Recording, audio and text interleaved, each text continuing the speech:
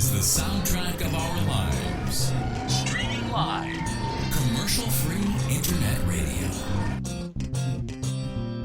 It's 8 p.m. and it's Tuesday night. I got my laptop on. Good evening and welcome to Raconteurs News.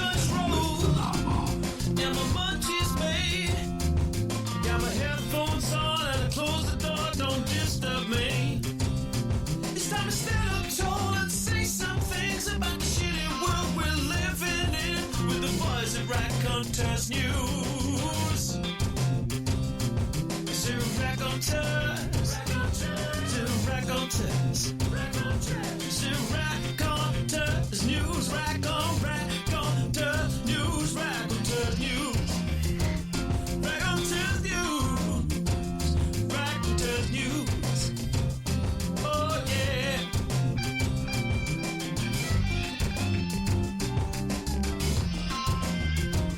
Right, this is Colin Johnson from East Coast Resistance, and you're listening to Raconteurs News.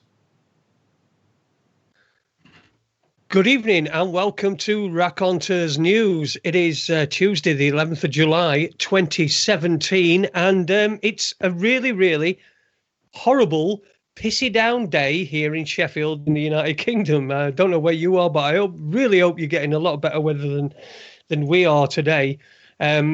I know that our guest isn't, but we'll get on to that. I just want to, first of all, the first thing I want to do is just say you're listening to Raconteurs News. You can hear us on raconteursnews.com, also on Spreaker as well. We used to be on autonomous media, but we've had a difference of opinion with the production values of autonomous media, and we've now moved away from them. We wish them all the luck in the world for the future, but Raconteurs News will no longer, and Raconteurs 2, and anything else with the Raconteur under the Raconteurs label will be not be on autonomous media anymore. But you can get into the chat room on raconteursnews.com, hit the listen live button in the chat room. There's a chat room there, and we should have some very good guests in there, some very good people in there, people asking questions. Right, I just want to, before we start, I just want to say a couple of thank yous. I want to say thanks to AD, Raconteurs 2. He's on a Monday night. Last night, he didn't have a show because the guest, unfortunately, did not arrive in time. So he'll be back next week, and Next week, he's got Charlotte, the CBD woman, on. So listen out for that. That'll be Monday from 7 till 9 on Spreaker and on raconteursnews.com. That's Raconteurs 2 with Aid Hardy. Great show. Good friend of mine. Big thanks to Kevin Mark tonight, who was producing for us tonight. He's the first time he's done any producing. So good luck to you, Kev. But let's, without further ado, let's introduce our guest. We've got a guest tonight. We're talking about I don't even know how you describe it. It seems to be something that's trying to stifle free speech. But we're talking about anti-Semitism, and we've got our guest on. He's in Victoria in Australia. It's 5 a.m. where he is, so a big thanks to him. It's friend of the show, Rob Halford. How you doing, Rob? I'm bloody cold. So on your Facebook page, it says you could be your dream or your nightmare. So which one are you going to be tonight for us or today? Well, it depends on who's listening. Some people aren't going to be happy with what I say. Some people will. But it's about sharing information. It's not about making people happy. Of course it is. Of course it is. And tonight's topic is anti-Semitism. So yes. Let's just kick off. What is a Semite? Oh, a Semite, yes. Well, the original meaning of the word Semite is somebody who speaks a Semitic language. Okay. So that includes quite a few different groups. But when it refers to anti-Semitism, that's now come to mean any hatred of Jewish people. And the problem with anti-Semitism is that some people misuse it. So if we go to the Wikipedia, it says anti-Semitism is hostility, prejudice, or discrimination directed against Jews as a group.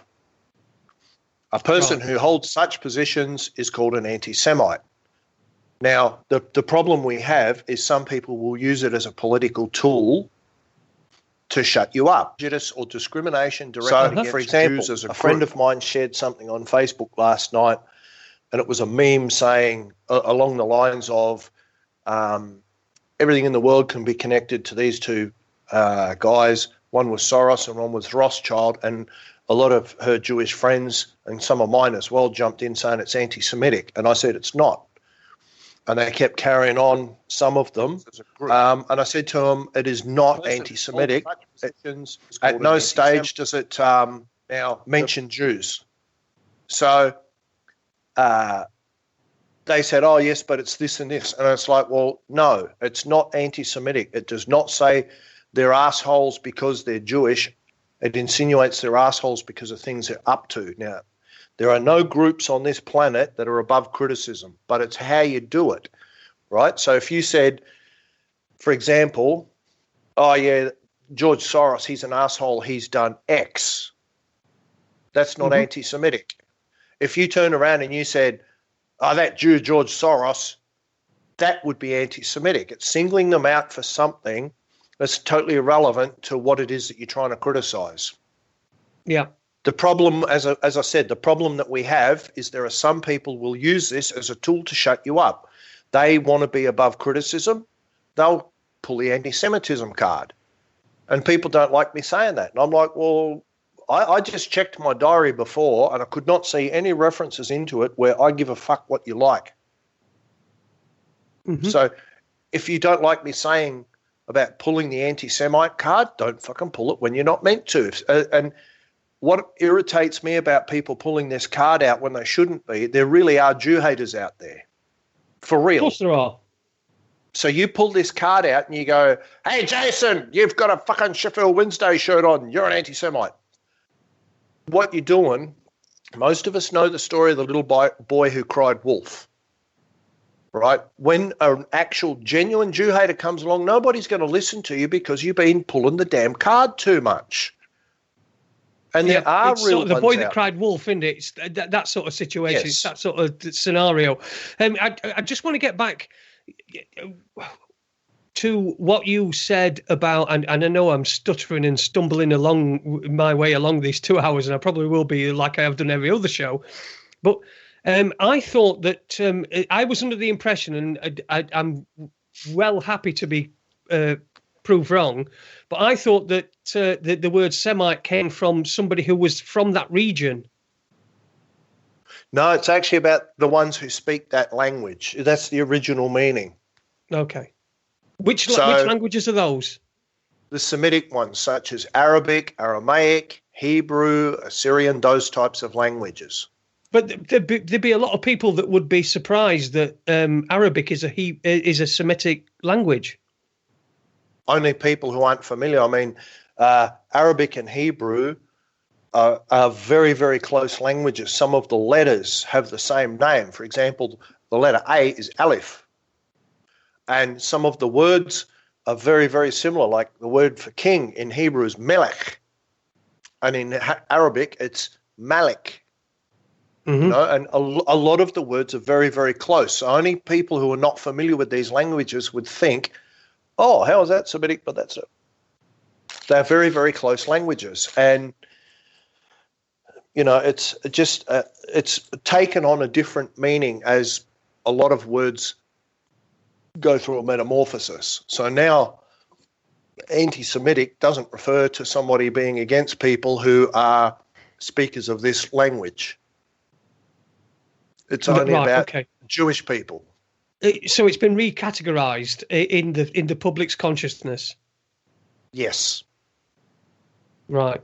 Completely understand. And it's also a huge tool for being able to shut people up from stopping criticism, isn't it, as well? It is, but it's also a tool for something else. And this is one of my big fucking things that I really can't handle. There's a lot of Jewish people out there who honestly believe a lot of the things they're shown and told about all of these anti-Semites all over the place. And they believe that their life's in danger and all sorts of things like that because there's so much anti-Semitism around. And don't get me wrong, there is a lot, and it is going up, but I don't believe for a second there's as much as what they are told, because the Jewish tribe is no different than any other group. Their elites want to continue to control them, the same as your elites want to control you and the elites here want to control me. And anti-Semitism is very useful to control the Jewish tribe, because you can keep them apart from other people, which is why one of the things that some of the elites have said, and some of the rabbis, the worst thing that could happen is Jews intermarry with other people, because they lose their identity. But also, yeah, I mean, imagine we're all Jewish, right? Mm-hmm. And somebody comes and marries your daughter who's not Jewish, and all of us have been telling her, oh, that guy's anti-Semitic, and these guys, and this guy, and this guy, and this guy. She thinks, oh, shit, all these people are anti-Semitic. Now we've got a non-Jew married into the clan. What's going to happen now? She doesn't just marry the husband. He's got a family with him, and now there's going to be gatherings between it, and people are going to go, oh, hang on. Well, we just come to this party, and these guys don't hate us. But you got to understand, it's not all of it's a small section of the Jewish elite that is doing this. And this is why I don't like lobby groups. And people go, oh, what sort of lobby groups? Oh, I don't discriminate. I don't like any of them. I don't like pro-Jewish lobby groups. I don't like anti-Jewish lobby groups. I don't like pro-Arab lobby groups. I don't like anti-Arab, because they've all got agendas. They're also trying to impose their ideas upon other people as well, aren't they? No matter what their ideas are, whether they're good or bad, they're trying to impose them on other people. Yes, and they have a reason for telling you that. So I've just been told on Facebook I need to look up the State Department's definition of anti-Semitism. Okay. And what's the state? Why is the State Department an academic on anti-Semitism? Because this guy's only about 19 or 20 or something, and he lives in America. He's what I call a long-range Zionist. Okay. And they don't like me calling them that, but if you're a Zionist and you're not in Israel, your skin's not in the game. And a lot of these long-range Zionists, they're the ones that are the biggest mouths stirring people up. Some of the Israeli Zionists, they're more peaceful than the American ones, and some of the American ones, they talk like they've got a fucking tank division parked in the driveway, ready to go right this minute. And you get in some of these groups, it's crazy. There's legions of internet warriors waiting to pick up their pixels and fight each other and win points with smart replies and getting people banned, and it's bullshit. What the fuck do you people think you're doing? And you get them, and some of them will say, we're defending Israel. No, you're making more enemies of what you say you're defending. You're a fucking idiot. And some of them are threats to the security of Israel, because they're insulting people in the West Bank that potentially could blow up in their face.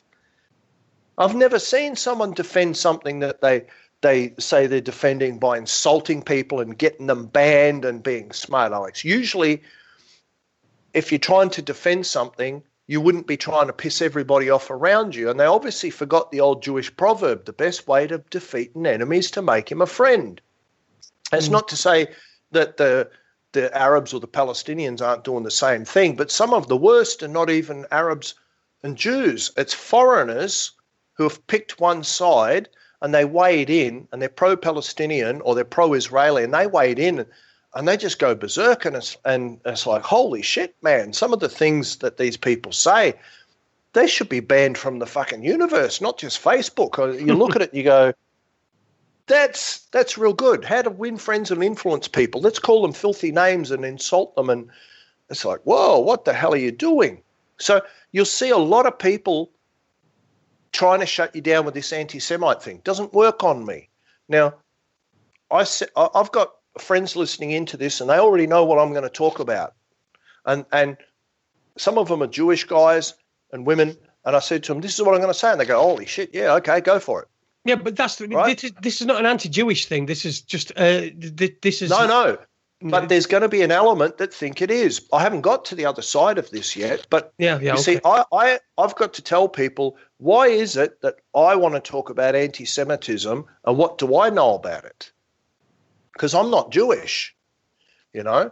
And so people are going to go, why is he talking about it? Because there's a lot of people on Facebook in these groups, they think I hate Jews and all that, and they're the ones pulling the anti-Semite card on me.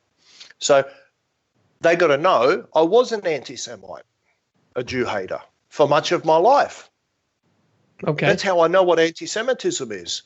You want to talk about the taste of steak? I'll tell you all about it. I've eaten more steaks than you've had hot breakfasts. So how did you get into how come you found yourself where you were, where you would be a self-proclaimed anti-Semite? How did you find yourself in that situation, and how did you get out of it?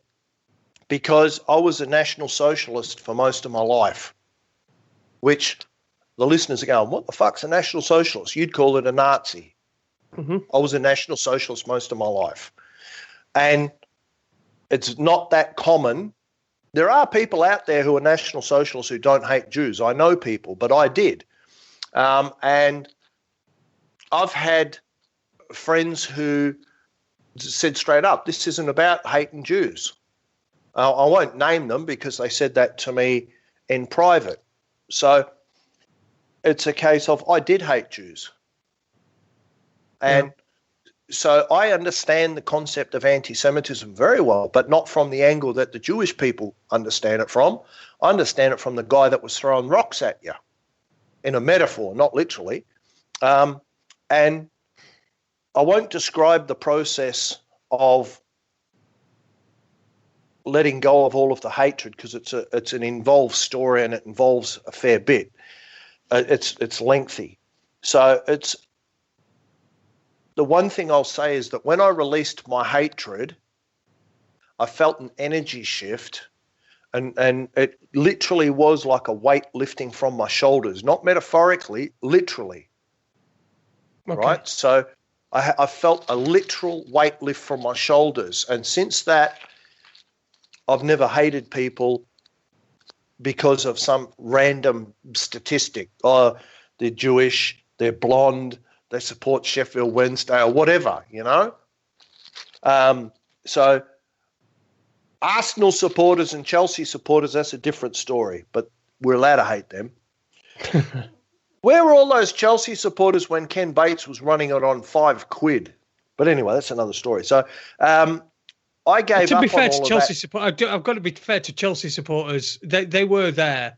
Chelsea supporters have always had great support, even through the Ken Bates years when Ken Bates put an electric fence up round them, called them animals and all that sort of thing. So I don't mean those guys. I don't know. No, I don't mean those guys. I'm talking about the other 50 million that just popped up last week with blue shirts. Now, either these guys have got the highest birth rate on the planet or something's going on. But that's another story. We'll talk shit about Chelsea supporters in another show. So, you know, I let go of this hatred. I don't hate people because of random bits of data. I've got a lot of people that are friends, some who are family to me by choice and not by blood, who are Jewish. And I don't even see them as Jewish because, again, it's just a random piece of data. You know, I just see it as A, B, or C. The only time it matters to me that they're Jewish is if it's important to what's happening at the time. So, but would you say that you were influenced in that hatred, perhaps from an outside source, and that's what made you anti-Semitic? But since then you've grown up. Would you say that? Because we've had Weboto as posted in the chat room. I may have missed it, but why did he have hatred from young? Well, I'll tell you, but you won't believe it. Okay. It's because it came with me from the last life. Okay. That's why. Well, that's very interesting. That's what I'd like to get into. I mean, how do you know it came from the last life? Because I have recollections of it. I hate to use the term flashbacks, but I have recollections of that last life. It comes to me bits and pieces, and I actually had it confirmed by an Israeli Jewish woman. How's that for you? And Okay. I don't even know if Gary's listening, but Gary's a friend of mine up in Sydney, and he's Jewish. And I told him, without knowing his background, what I'd been through with all of this. And he said, "Oh, I'm glad to hear that." I'm like, "Oh, why is that?" He goes, "Because I'm Jewish." And I go, "Oh, okay, fair enough." And this was when the first time I met him. So a couple of years later, I was flying back to Perth from Melbourne via Sydney, and he said, "Oh, we'll meet up at the train station and we'll go out to lunch or dinner or something." So he brought his girlfriend, Vered. And so we're sitting down talking about stuff, and she said, "Oh, yeah, Gary tells me about this and this and this." And I'm like, "Yeah." She says, "Why were you an anti-Semite?" So I told her it came from my last life. And she said, "Yeah, that's right." And I'm like, hang on, I only just met this woman. What the fuck's she on about? Well, it turns out she's got some sort of ability. I don't know what you would call it, but she looks into your face and she can see people that you were before. And she correctly picked exactly what I was before. And that was an officer in the Waffen-SS in an armoured unit. She described me wearing an armoured corps uniform. And I thought, okay, well, I can't be too far off. And so my hatred came with me. And, people probably going, "Oh, shit." Rob, when somebody says something like that to you, and somebody that says something that cannot be quantified, it cannot be proven, it cannot. Do you think that there's an element of what do they call it, cold reading, where she picks up on you being anti-Semitic, and then gives you an excuse for that? If I don't mean an excuse, but a reason, and puts that on, because cold reading by people that claim to have these sort of powers, or people that seem to have these powers, cold reading is quite a science, really. Well, I've never heard of it before, but I wasn't an anti-Semite at that stage, so she couldn't be picking up on that. But, she was very precise in what she could see. So if she weren't picking up on you were an anti-Semite, how did she know that you were an anti-Semite? How did she know that you were? Because Gary how did she know you were anti-Semitic? I mean, even if she could look into your face and see that you were before an SS soldier or something like that, somebody who'd exterminated loads of Jews, how could she see that you were an anti-Semite? I mean, you might have just been following orders. Well, do you see, sir, if you use your logs on the side of your head, you would have heard me say before, Gary told her my past. Right, okay, fair enough. But I hadn't told him about the SS angle. He didn't know that. And she said to me, "Yes, I can see you in your last life." And I'm like, "Oh, really? What do you see?" And she says, "I see you standing there in a black uniform." And she described, and people go, "Oh, yeah, but all the SS uniforms were black." No, they weren't all black. What she described to me was an actual tank corps uniform. And trust me, I know the difference. And I'm like, okay. So she described to me exactly what I had I had a suspicion of, because it wasn't really fully realized in my head at that stage. So if people say, "Oh, this guy's on drugs." Well, I'm not, but whether people believe it or not, it's up to them. And generally what it means, if you bring something with you from before, it's unresolved business. You didn't finish it in that life. It comes with you, and you're going to continue to do it until you finish it, sign off, and move on, which luckily I've done. So, hatred, I can tell you what it's like. If you hate someone, it's like having acid in your stomach, eating you alive, and you feel it eating you alive, but it's not affecting anybody else. That's what hatred's like. Mm-hmm. I think we've all felt hatred, haven't we? For whatever reason. I mean, not particularly for the reasons of anything, but we've all felt hatred for somebody for perhaps what they've done personally to us. But I'm talking about ideological hatred. So once you let go of it, it's like night and day. It really is literally like light and day. And I I laugh at people when they keep saying, oh, you're an anti-Semite. Oh, you're a Jew hater. It's like, hey, mate, the guy that you were talking about, he's gone. He's dead and buried. You're pointing that I'm still in this body, but the guy you're talking about, it's like you're talking about the caterpillar that went into the cocoon and came out as a butterfly. It's gone. It doesn't know what you're on about. Mm-hmm. So I don't have those ideas. I don't have those thoughts. So, or feelings or any of it, none of it. But that's my background and that's how I know about it. Well, and as I said, it's the opposite side of a lot of the people who are complaining about it. Listen, Rob, we know you. You're a friend of the show. You've been on our show. You've been on Raconteurs too. We know that you haven't got a hateful bone in your body. Nah. Apart from perhaps for government and the crap that goes on. So I don't hate them.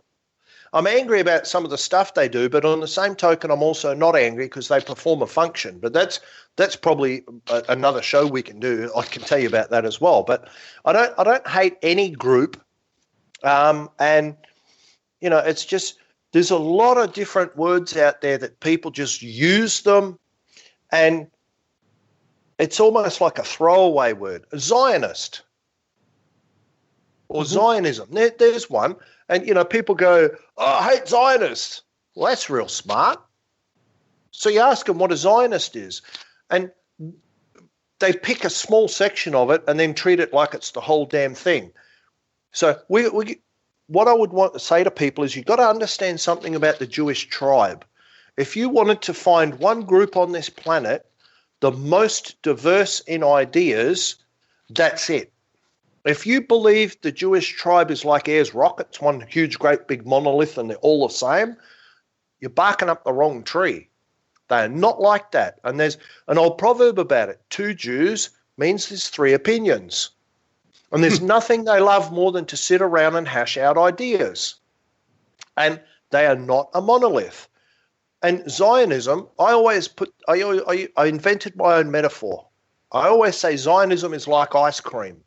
There's a whole stack of flavors, and some are good and some aren't so good, depending on who's viewing it. They're all ice cream, but they're not all the same. And so you go from one extreme of a religious Zionist who, like, say, for example, Rabbi Menachem Froman, who's dead. Unfortunately, I never got to meet him. And he was one of the founders of the settler movement. He founded Eretz Shalom, which is the land of peace movement. He was also a close personal friend of Yasser Arafat and Sheikh Ahmed Yassin, who's the spiritual head of Hamas, or he's dead as well. Okay. So Menachem Froman is the type of religious Zionist where it was his religious duty to be on the land, but as he said, this is not our land, it's God's land, and we have to share it with the people. Right, so there's a lot of members of Eretz Shalom are Muslims. So there's that type of religious Zionist. And then all the way on the other, I suppose you could put it out the right wing, is the political Zionists. And a lot of them, they don't want peace. They want victory. They want to smash the enemy and they want victory. Now, victory, all that victory means is that peace is delayed and you just create more enemies and you're going to fight again later. That's all it means. These guys want to dominate the whole thing and they want to militarily suppress the enemy. So you've got political Zionists and religious Zionists and all sorts of flavors in between. Some of the religious Zionists don't agree with the other religious Zionists. So Zionism's not one great big thing like Ayers Rock. It's like ice cream, as I said. You got everything from vanilla to chocolate and fucking rum and raisin and strawberry and everything else. Some of them are okay, some of them are not so great. But yeah, I suppose it's like everything, isn't it? I mean, we've got Christian groups that are divided: Catholic, Protestant. I don't know, 7-day Adventists or whatever. You got Muslims, you got Shia and Sunni Muslims, and so I don't suppose you can lump all Zionists into the same category, can you? Hell no! I got shitloads of friends who are Zionists. Some are political Zionists, and they're still not a problem. and a lot of them are religious Zionists. I mean, Ronnie Edry, he started the Peace Factory. It actually started out as Israel loves Iran, but then Iran loves Israel, Israel loves Palestine, Palestine loves Israel. All these things joined and announced the Peace Factory. He's a secular Zionist. He certainly doesn't want to take anything from anyone. He wants to share the whole thing with everybody. You know, and he's done his national service in the Israeli army. He was a paratrooper, and he's a peaceful guy. You know, so I've got a lot of friends who are Zionists. It's not some, oh my God, Jason's a Zionist, hunt him down and fucking shoot him and bayonet him and burn the body. It's not like that. Yeah, are there Zionists that are shit stirrers and troublemakers? Yeah, sure, but there's shit stirrers and troublemakers in every single group. That's the problem. I don't know what it is about humans. We look at the negative element within a group and then go, oh, look at this guy. He's an asshole. They must all be like that. Yep. I don't know why we do that. You know, and it doesn't matter whether it's Muslims, it's Jews, it's Zionists, you know, Chelsea supporters. I know Chelsea supporters are all right, 3 of them.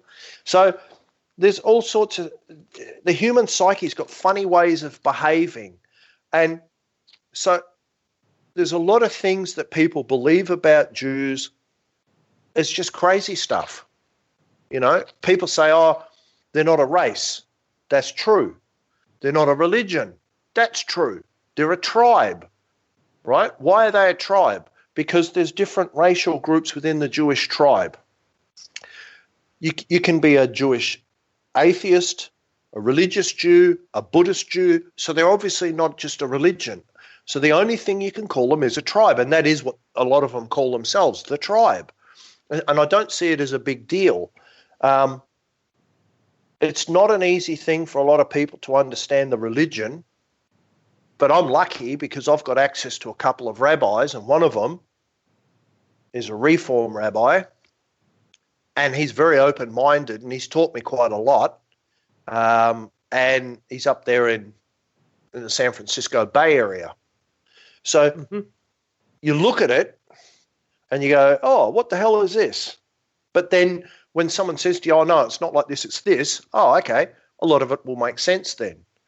But I don't know what percentage of Jews are religious and what percentage are secular, but it's not a big deal about a lot of their beliefs. They're no different than anybody else. I mean, Jews are just a part of the human family. And I know that because we can generate children with Jews, they can generate children with us. So it's like, well, come on, they're just a part of the human family. And there is a lot of propaganda built up about them. I don't know if they're the number one propagandized group on the planet, but if they're not, I don't know who it would be. I think they probably would be. And you know, there's also. Do you think that's something that's conscious that's happened, and that we as ordinary people, sorry, I'm not saying that Jewish people are not ordinary, but people that have been drawn into to be able to. It's almost as if a new generation of Israel audio communication. What they do, what that nation does, I'm going home. reflects upon Ciao, baby. the people that live in that nation. Okay, because obviously they're the people that have got the power. They're the most. They're the majority. So do you think that it's something that we've labelled them with unfairly, because they've got no way of stopping the country that they're from bombing people, just the same as we've got no chance to stop this country bombing Syria. So do you think that it's something that has been, because due to the circumstances and people are being disgusted about them, do you think it's like a defense mechanism? It's become a defense mechanism, anti-Semitism? None of it happened yesterday or last week or the last decade or the last century. This is something that's millennia old. And as far as Israelis go, in some circles you say Israeli and people go, oh my God, he's an Israeli. It's almost like they're ready to get out a hammer and a stake and fucking hammer it into a vampire because of a lot of the media reports. And it's Israelis, it doesn't even mean Jew. There's a lot of Israelis are Arabs. Arab Israelis, like, yeah. I mean, there are members of the Knesset who are Arabs, and Israel at one stage had an entry in the Eurovision Song Contest. Yep. Was it 2009, I think it was? They won it in 2009, I think. They won it one year, but they are already in it.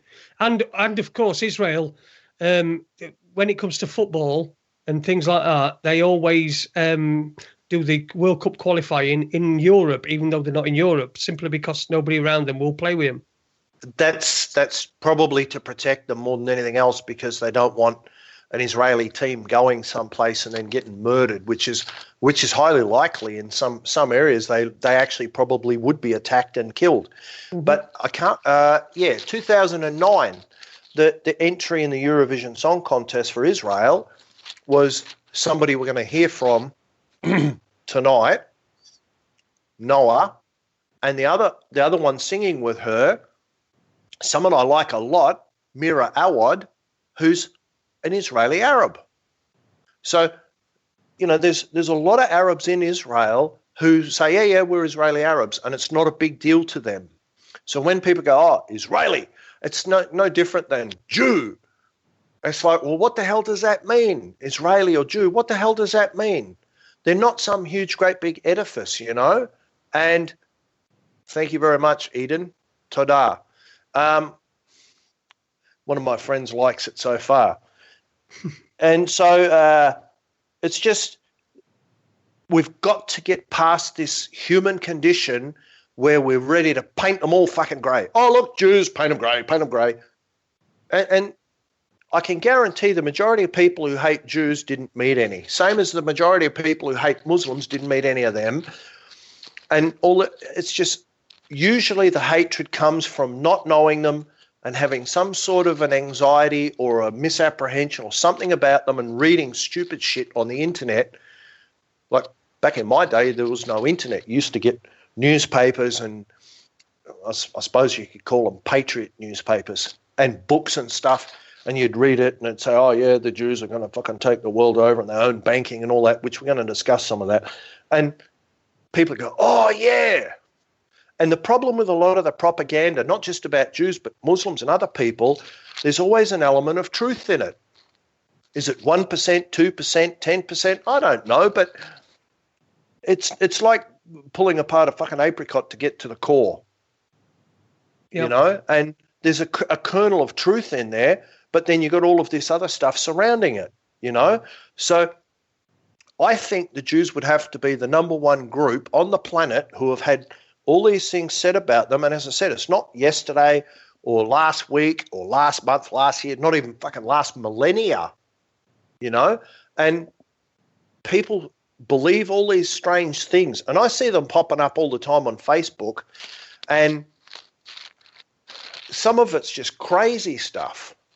But what do you do with people who are willing to believe, that all the Jews are vampires? I mean that fucking literally. Some people believe they're bloodsuckers. I'm like, holy shit, man. They don't mean it metaphorically. They mean that literally, which is what the Jews call a blood libel. It's part of that. I'm like, holy shit. And so, you question them. Oh, no, they mean that literally. It's like, what do you tell somebody like that? What the hell do you tell them? They think there's this millions and millions of people and they all drink blood. It's like, okay, no worries. They probably believe the world's flat and all sorts of other crazy, stupid things.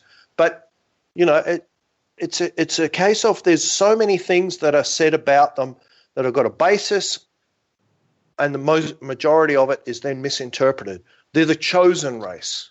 Now, Christians, don't start me off on Christians, because otherwise I got my Thor's hammer on and I'll fucking unload on them and we'll lose the plot, forget what the topic is. But Christians are terrible for not knowing their own theology in their book and then talking crazy stuff. In the Old Testament, it does say the Jews are the chosen people, right? And what does it mean? They were chosen to receive the laws and the word of God and spread it to all the other groups. That's what it meant. The Christians portray it like, oh my God, they're the chosen race and all this sort of stuff as if they're going to be kings. And I don't know any Jews that say that. So then you get this thing where a lot of the Christians in the past, probably still today too, I don't know, I don't see it very often, they called them Christ killers and they blamed them for the death of Jesus, you know? And it's like, well, why would you say that? Go and read your own book. The New Testament doesn't say the Jews killed Jesus. The New Testament says the Romans crucified Jesus. That's if you believe in those sorts of books, you know? Mm-hmm. Yeah. And so, you know, it's a case of people don't read their own books properly, and then the next thing, they start repeating these things. It sounds logical to somebody, and it starts forming a chain reaction. And so I tried to explain to some people before in one of these groups, they went ballistic because it sounds like anti-Semitism, so we better detonate a nuclear bomb. I tried to explain to them there's always been a core of people within the Jewish tribe who caused trouble and brought trouble down on the rest of the tribe. And they said that was victim blaming. And I'm like, well, it's not fucking victim blaming. I didn't say you deserve it. This is what happened. Yeah. Every group's got these troublemakers in there who do that. So, like example, there was a group called the Sikrakim, known to the Romans as the Sicarii, and it refers to people with a long blade hidden under a coat. And that these guys were going around and they were assassinating Roman officials. And of course, the Romans are occupying what we now call Israel and Palestine. And you're a Roman official today, and you've got some group going around assassinating all of your peons. What are you going to do about it? You're not going to sit there and go, oh, it's okay, don't worry about it, we'll just get more from where they can. No, you're going to stamp it out and try and stop them from doing all of these things. So this small group started bringing heat down on them. So they had to bring more legions in, became a full-fledged rebellion. What was the end result? The Romans said, right, that's it. If we can't crack down on them, they destroyed the Temple of Solomon. And the only thing left, and it's not part of the temple, Har Kotel, the Wailing Wall, is actually a retaining wall for the whole area that the temple sat on. It's not part of the wall. It's not part of the temple itself. Where the temple was is where Al-Aqsa and the Dome of the Rock is, or the Haram al-Sharif, the noble sanctuary. So the temple was destroyed. As far as I remember, they tried to kill all of the Kohanim, the Cohens, the priests, and disperse the Jews. And so it's not they deserved it. A small group brought this down on them, and that's what's always happened. And the problem is that people are willing to say, oh, they deserved it because they all did this. And this has happened again and again. Everywhere they've gone, people have been willing to chuck rocks at them. So anti-Semitism has, like you asked me before, become a defense mechanism in one way, but it's also a reaction. I mean, if I got sandpaper and I started rubbing your arm, after a while, what's the friction going to do to your arm? Going to make a blister. Mm-hmm. Oh, well, that's a reaction. Yeah, so that's a reaction Hurry, to friction. And anti-Semitism and the sensitivity of the Jewish people is a result of all of this crazy behavior. And it's not crazy behavior just from an element of the Jewish tribe. There's crazy behavior from other people as well. And I can see the comments people are leaving. And it's like, hey, if you want to believe that shit, no worries. I'll sell you a bridge tomorrow, but that's all right. Big fucking coat hanger bridge in Sydney, going cheap. And so we've got a lot of different ideas. And I just saw one the other day. A friend posted, and he was talking about Khazars. And I suppose Have you heard of Khazars? Yes, we're very Khazars, yeah. Yeah. I mean, I mentioned it on my last show about the Norsemen because my ancestors fought the Khazars. Well, I was just about to bring up. I just wanted to do a quick recap. I just wanted to tell everyone, listen, you're listening to Raconteurs News. We've got Rob Halford on. He's in Victoria, in Australia. It is it's 6:45 in the morning where he is and it's 8:45 here. We've got a couple of we've got a couple of comments coming from the chat room. First of all, I just want to read a few of these out. Sturm says, how are you doing, Sturm? I hope you're having a good day. Anti-Semitism equals smokescreen, all part of the programme, and he's put a little thing, the same board. And Patrick has also put in the chosen race, my arse. I didn't mean putting, I mean put on his in the web chat. And Weboto has put here, it has been noted that bloodletting rituals all over Europe and Jews accused of the very same thing. They drank blood. Oprah Winfrey did a show with a Jewish lady who stated she participated in these rituals. She did, yeah. Yeah. But also the Egyptians participated in it, the Mayans did it, the Aztecs did it. I don't know why people think no group didn't do these things. It's an occult ritual and it involves the power of death. That's why, because a lot of these ancient groups believed that the life force was in the blood. That's well, before I did that, Rob, you were just about to talk about the Khazars. So I was. Why don't you carry on with that? Here's one of the things. People believe, the Ashkenazis, you see, there's three main groups within the Jewish tribe, if you're talking ethnic. They're not the only ones, but they're the main ones. There are other ones that are smaller groups, and I'm not going to discuss them, but the three main groups are the Ashkenazi, the Mizrahi, and the Sephardi. Now, the Ashkenazi are the European Jews. The Mizrahi are the Middle Eastern Jews. Some people call them Arab Jews. And the Sephardi are the Jews from Spain and places like Morocco and Tunisia and Algeria and there. And the allegation is that the majority of the Ashkenazi are Khazars. And this is coming from a book that was written by a guy called Arthur Koestler called The 13th Tribe, which I read many years ago. And he correctly points out stuff, but then draws the wrong conclusion.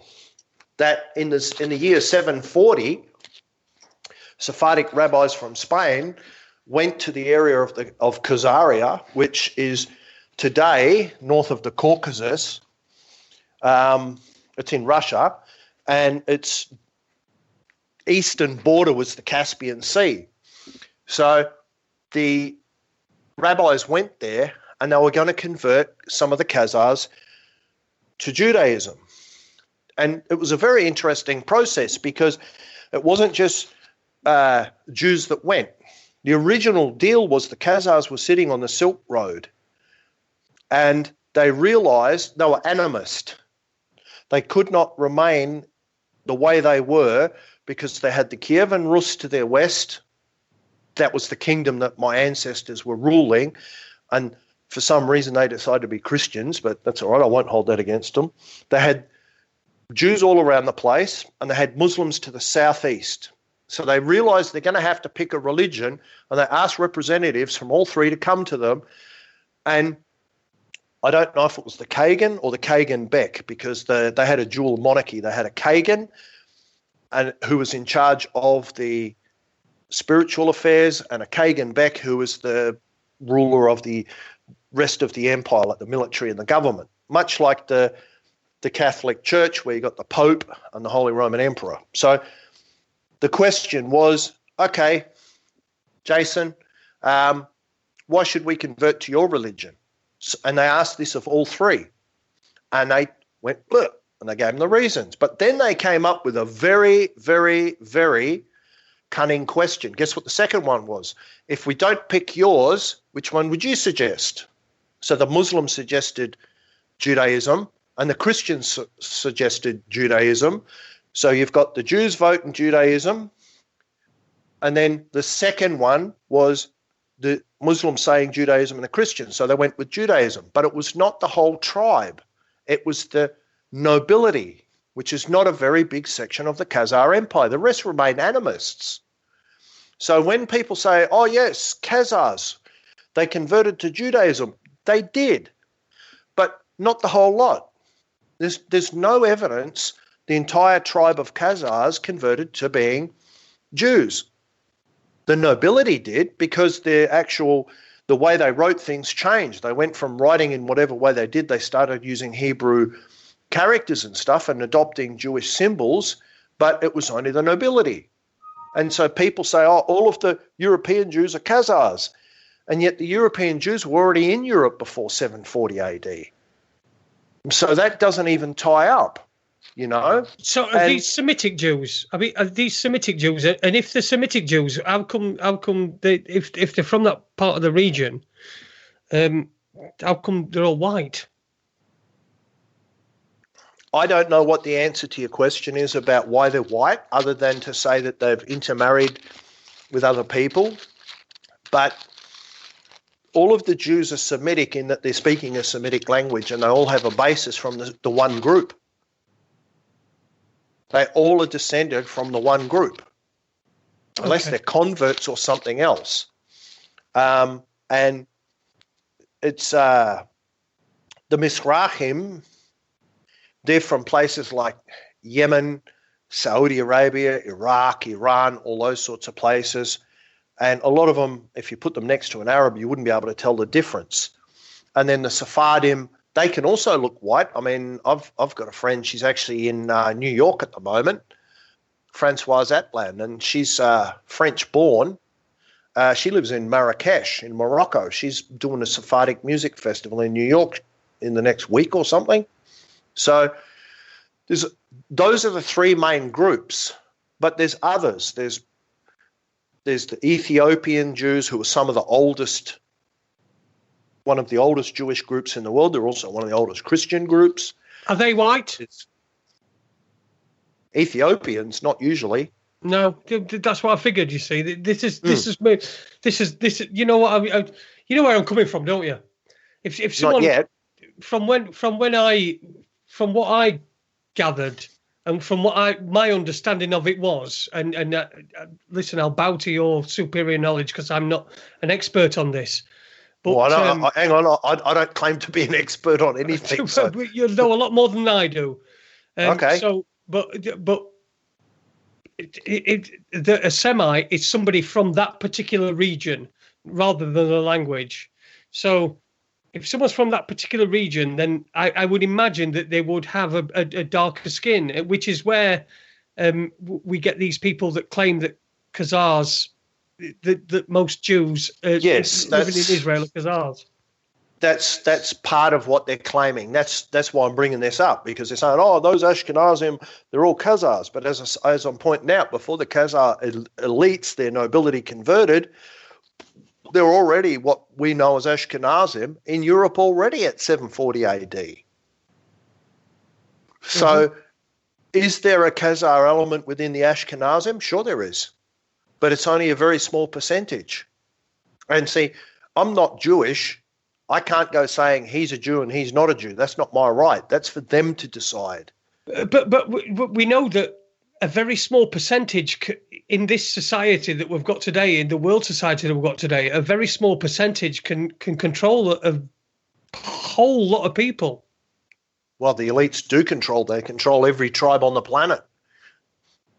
And they're only a small percentage. Some people call them 1%. I wouldn't even call them 1% of the population of the planet. No. You know? Mm-hmm. But so the thing is, that's the Khazar thing. It's a big deal to people who are trying to delegitimize Jewish people, but I don't see that as a big deal to anybody else. I mean, even if it was true, I mean, okay, so a group of people converted to Judaism and now they're Jewish. Well, how does that affect you or me or the next guy down the road?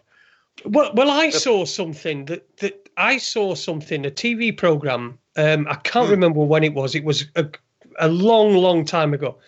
and it was talking about converting to Judaism, and its conclusion was that you cannot convert to Judaism. You're either a Jew or you're not. Now, I don't understand where the Khazars fit in this. Did they? Because I think we can we can say with a certain amount of validity that there are certain Jews that are from Khazars, Khazars, right? Sure. I mean, so if you cannot convert to Judaism from anything else, that's wrong. But that's wrong. Whoever made that documentary, they should sink them to the bottom of the sea. Except the fucking sharks would sue me then for animal cruelty, because of course it's possible to convert to Judaism. If you want to convert to Judaism, traditionally they'll turn you away 3 times. You go to the rabbi and say, "Hey, Jason, I want to be Jewish." No, you don't. Go away. And they'll turn you away 3 times to test if you're determined. Of course you can convert. There's a whole stack of fucking Hollywood celebrities who have married people and converted to Judaism. So whoever made that show is obviously talking shit. But I don't really have an interest in whether people are legitimately Jewish or they're not, because that's for the Jewish tribe to decide, not me. I don't give a shit. And my main interest is how people behave to other people. And see, now I've got a question. What's my opinion on Talmudic Jews? Well, I guarantee 1,000% the individual asking me about Talmudic Jews doesn't understand what the Talmud is, which is good because we're going to talk about that. So, is there some sort of an inequality in Israel? Hang on. Is there an inequality in Israel? Yeah, there is. Somebody mentioned that Israel hates Ethiopian Jews. Sturm did. Now, with a name like Sturm, I know where he's coming from. Okay, so I understand why you're asking me the questions. Yes, Ethiopian Jews have a hard time in Israel. Their rabbis are not allowed to conduct marriages or conversions because some of the Ashkenazi rabbis, the Orthodox who hold the balance of power within the religious community, don't want them to have that power because they're scared Ethiopians are going to marry Ashkenazim. I don't think the Sephardim or the Mizrahim are too upset about it. I don't know that they have that concern. They may do, they may not do. But yes, Ethiopian Jews have a hard time there. So do the Mizrahim never had a very, very easy go either. So is there inequality? Yeah. Do you know why there's inequality? Because Jews are humans like the rest of us. You know, within a country, one group gets discriminated against, the other group doesn't. That's the way all of the groups are like. I don't like it, but hey, you know, it's until mankind decides that we're all humans and we stop messing around, we're going to discriminate against people and be assholes, I suppose. On the same token, I've got friends in Israel. Don't worry about Jews. You start talking about Arabs, they'll bite your throat out before you could finish the sentence, let alone talk shit about other Jews. So it's just all of this idea that we can just paint them all the one colour. I mean, have a look at England. In fact, there you go. Have a look at the white people in England. Are they all the same? Fuck no. I don't understand why people think any other group would be the same, whether it's in their political beliefs, their religious beliefs, or whatever it is, you know? So, I mean, there you go, football. England's got a bad reputation for football hooligans. Are all English football supporters hooligans? No, only about 99.5%. But seriously, that's the point I'm making. You see, people go, oh yeah, fucking English, football hooligans. How many of them are actually football hooligans? I don't know, but there's a lot. Is it a majority? No. Russians have got that reputation as well. So the thing is, if this is a human thing to typecast people and to mistreat people. Why?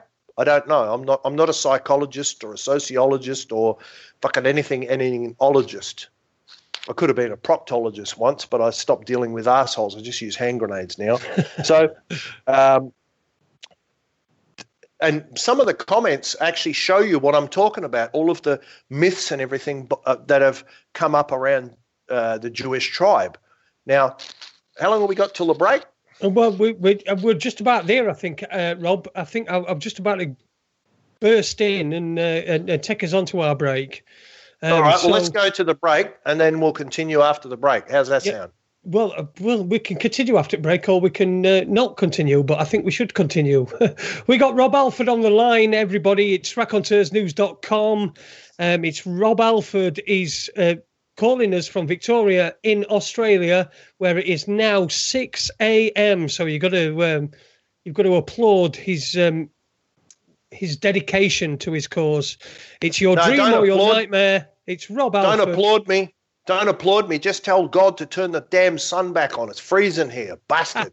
And it's freezing as well. So you'll be glad to know that somebody in Australia is absolutely freezing cold, and that all the British people will, because we're all the same, and it's supposed to be frigging summer here. So I think we're going to take a break. Thank you very much for the first hour. We'll be back in the second hour. We're going to talk about, well, we're going to continue this conversation, and I think we're going to talk about as well how the guise of anti-Semitism, or the mask of anti-Semitism, is used to stifle free speech. So I think we'll play a few records, and we'll be back very, very soon. 3 records. We'll see you soon. We'll be back in a minute. Cheers, Rob.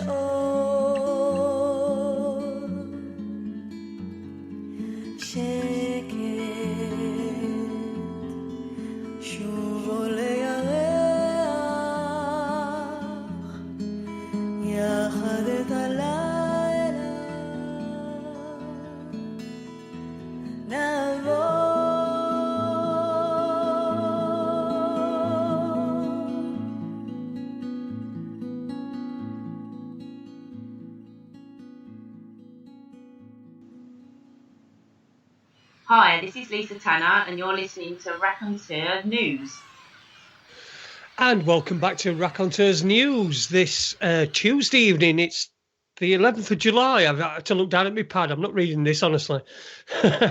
And it's Raconteurs News. I just want to give you a bit of a heads up. Raconteurs 2 is on 7 till 9 on a Monday evening on Spreaker and on raconteursnews.com. That's the only places you'll find us at the moment because we are exclusive. We are exclusive and exclusive tonight as well because we've got one of our friends of the show, if you want to put it like that. He's your dream or is your nightmare. It's Rob Halford, and we're talking about anti-Semitism. How you doing, Ron? Ron. No, Ron was here early, but he left, so I'll give him a message when I see him. But I'm doing all right. Good for you, Rob. All right, so where do you want to take it in this second hour? We're talking about anti-Semitism. Well, I know we talked about the origins of Semitism beforehand, but how is it being used now, or where do you want to go from here? Well, first of all, I'll tell you what it was you were just listening to. The first track was Hadashot Tovot by Miriam Masika, which from what I understand is good news. That's what Hadashot Tovot means. Second one was Imnin Alu, which is actually from the 1984 album Shairi Taman, which means Songs of the Yemen, by Ofra Haza, who's one of the Mizrahim I was talking about. She was a Yemenite Jewess. And Imnin Alu is a musical version of a poem by a Rabbi Shalom Shabazi, and they've put it to music. And the third one, Nof, that you just heard, was Achinom Nini, known as Noah, that we spoke about before with the Eurovision Song Contest. Later on, I'll put the videos up and you can see what I'm talking about, but I always like to confuse people so they think for themselves. So I often say to them, what would you get? It's like a mathematical equation. If you combined Kinneret with wildcats and Achinom Nini, you get Nof, and Nof means landscape. And in the video, it's from a song called The Land of Genesis, and it's a wildlife documentary about Israel, and this shows part of it with that music. So that's what we just listened to. Now, what I wanted to talk about was I wanted to continue talking about some of these silly things that people believe about, the Jews did this, the Jews did that. One of the silly things, we don't hear about it much these days, but back then they believed that the Jews were poisoning the wells because people were dying left, right, and centre. You know what it turned out it was? No. Bubonic plague. It wasn't poison wells, it was bubonic plague. And of course, in England, they exacerbated the problem because the fucking church. Oops, I've got to control myself. I can't unload on the Christians. The church decided that cats were the sign of the devil, so they killed the cats. And when the rats arrived with the fucking bubonic plague, bang, people got hammered. Whose fault is it? It's the Jews. They're poisoning the wells. That's the sort of logic we had in fucking Europe in those days. Apparently, it got better. Then we've got these stories about. But just give me a second, Rob. Okay. When you say that was the attitude that people had in Europe at that time. Yes. Is there any particular reason for that?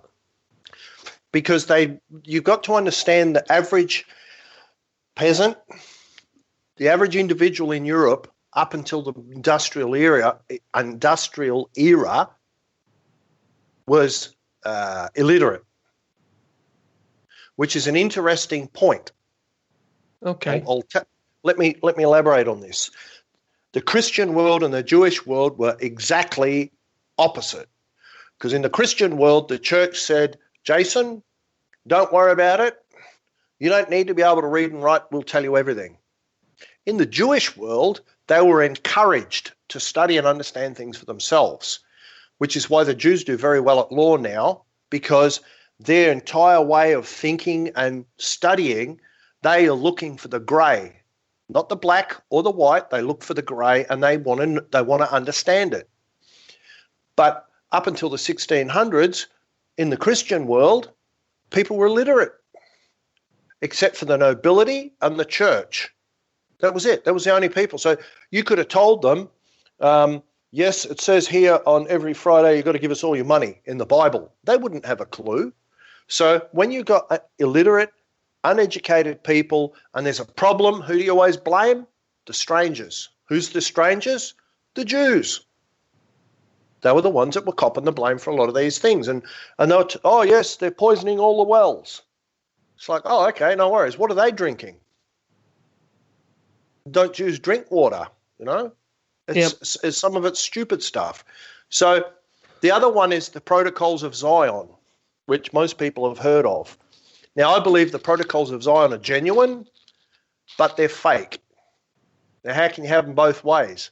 Don't let me bet on horses because I'll probably fucking win all the... You know how? Because a lot of the things in the Protocols of Zion have happened, are happening, and probably will happen. So they must be genuine, but I don't believe it's the learned elders of Zion whose protocols they are. The protocols are meant to be like a minutes of some meeting in Switzerland of these Jews taking the world over.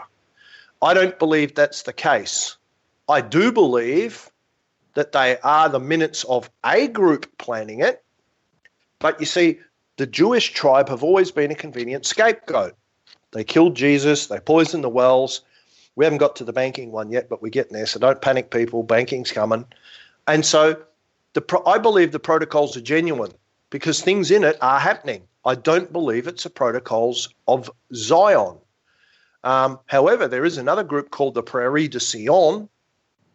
Zion and Sion has one letter different. The Prairie de Sion supposedly is descended from the Merovingian kings, and they are protecting the bloodline of Jesus.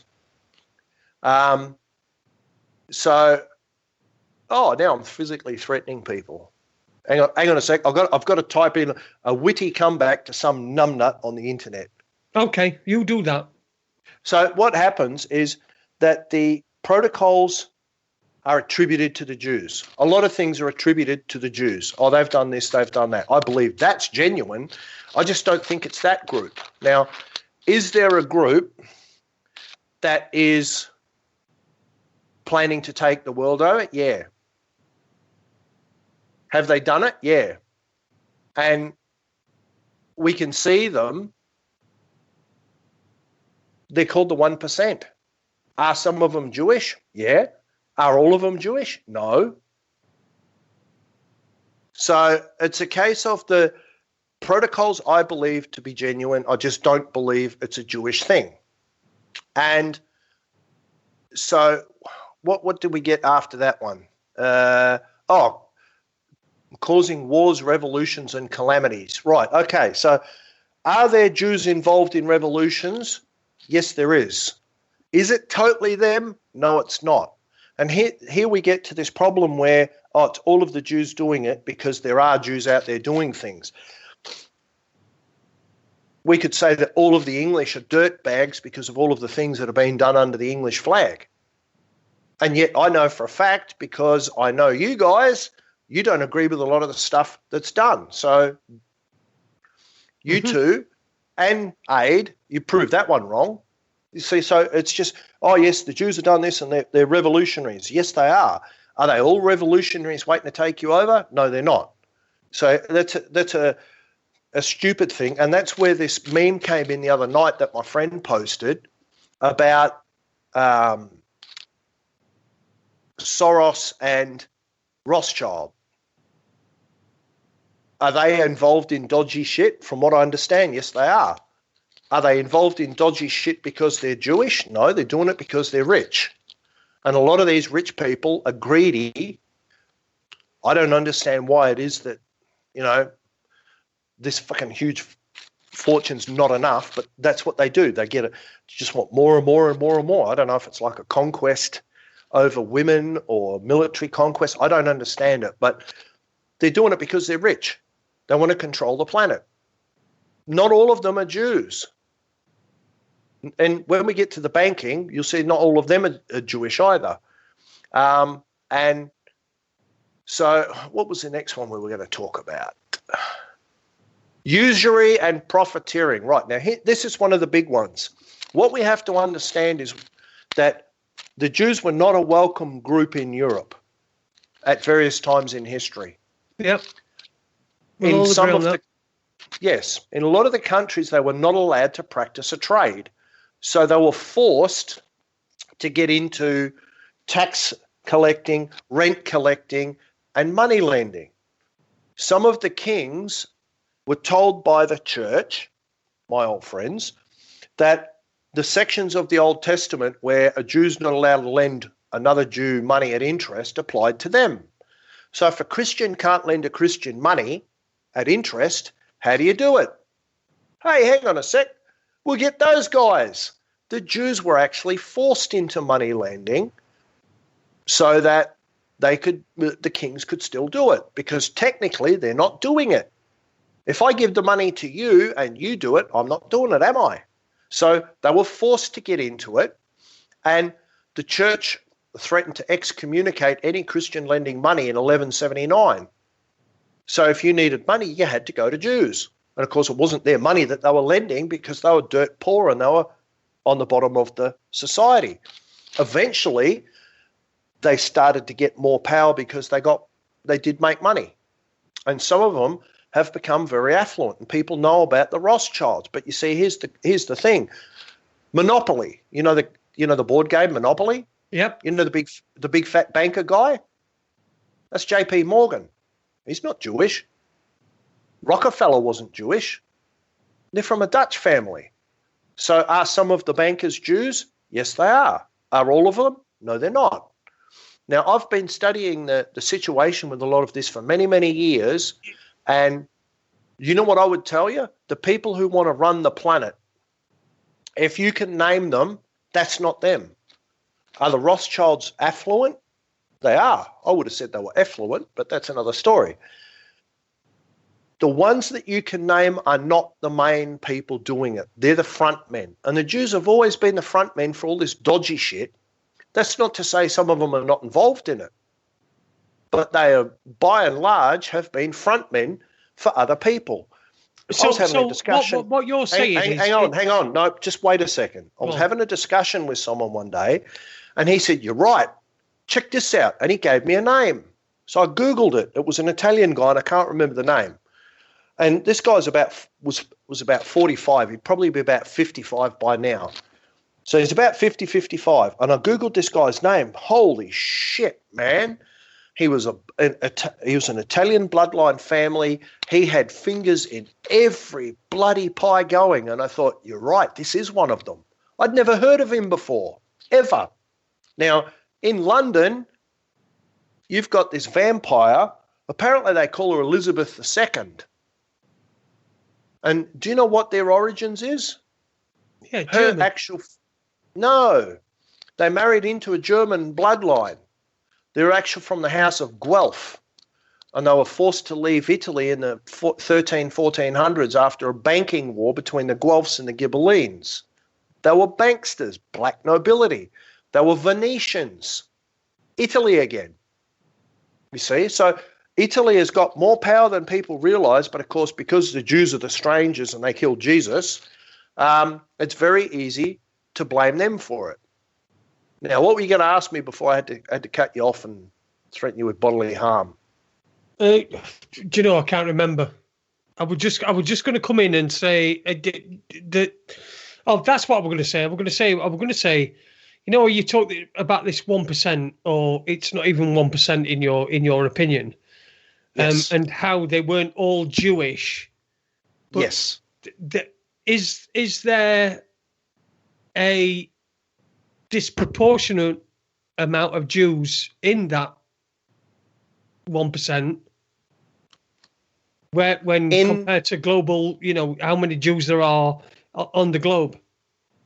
In the public group, yes. In the private group, no. Okay. So the people we are told run the world, yeah, shitload of Jews. The people who actually truly run the world, no, not many. The people who actually truly run the planet mostly are not Jewish. So it's a case of mostly not being Jewish. I mean, that's like mostly saying that there's, you know, only 3 Sheffield Wednesday fans in there. You know, it's like it doesn't. Is there a disproportionate amount of Jewish people in that top 1% compared to other people? In the public group, yes. In the actual genuine group, no. It's mostly Europeans, probably group? Italians. It's probably mostly Italians and French. Okay. Because that's where the power resided. It's mostly come down through the church, and that's where the power resided for centuries. Italy and France. At one stage, there were 2 popes. One was in Rome and one was in Avignon.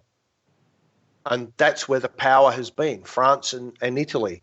The Germans have also been quite powerful. I mean, the Holy Roman Emperor Charlemagne, or Karl the Gross, Charles the Great, he was a German.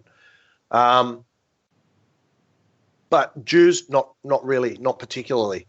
What I wanted to also bring up was the Talmud. Now, we asked before about Talmudic Jews. There's no such thing as a Talmudic Jew. There is if you're reading stupid internet sites or stupid books. There is no such thing as a Talmudic Jew because, for one thing, you've got to understand what the Talmud is. And the Talmud is the Jewish equivalent of the Hadith. It's a commentary, right? So the Sharia is like the Halakha. And the Halakha is in the Old Testament, the Sharia is in the Quran. So you come along and you go, well, I'm not sure about this bit. And then there's a discussion.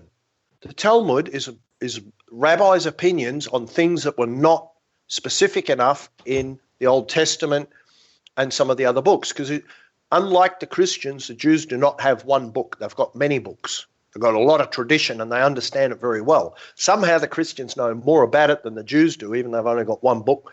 They don't have the traditions and all the other stuff, but leave that alone. So the Talmud is merely a discussion of what does this mean? How does this work? One of the most infamous parts of the Talmud is about 3-year-old children and virginity and pedophilia. But guess what? It's not about that at all.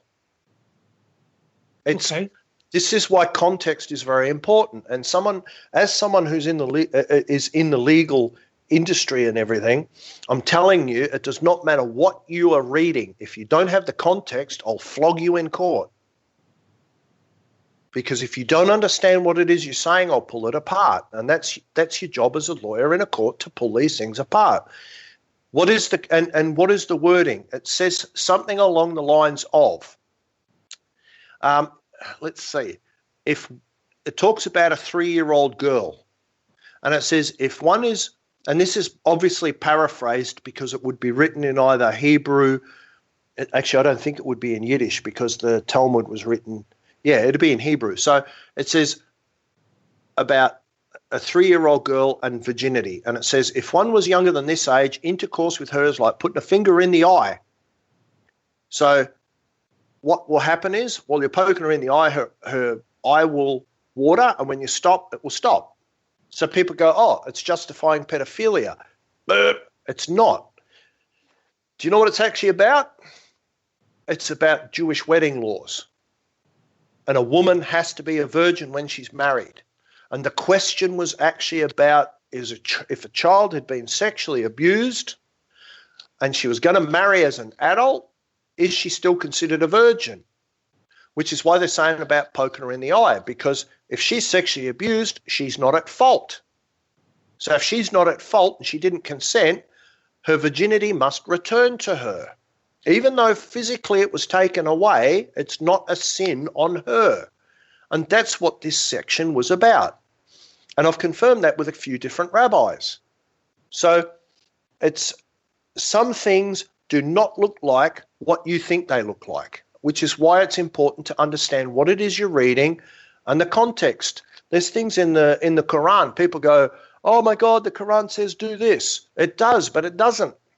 You've got to understand with these books, whether it's the Old Testament or the Quran, there are time-limited sections in these books, right? You want an example? Do you remember the story of Sodom and Gomorrah? You know that story? Yep. Right. What did they say to Lot?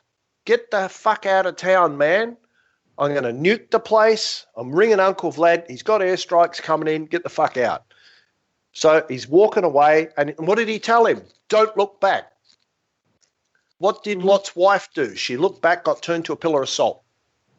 Now, do you think that instruction from God applies today? No. Why not? It's time limited. It was specific to that period. There's things in the Quran exactly the same. But people don't understand the context and they go off going, oh my God, the Jews believe this, the Jews believe this. Well, they do, but they don't, and you're a fuckwit.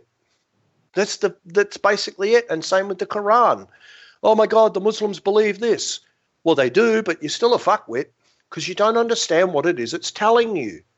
Mm-hmm. So a lot of the things people understand about Jews and Muslims is they are not actually trying to take into account the context of it. And the way I always put it is, I don't care what it says. What does it mean? And that's the difference between reading black and white law and understanding the grey law. Not what it says, what does it mean? If you can figure out what it means, you'll always flog the guy that quotes the black and white. That's what they call QCs in to interpret laws. What does it mean?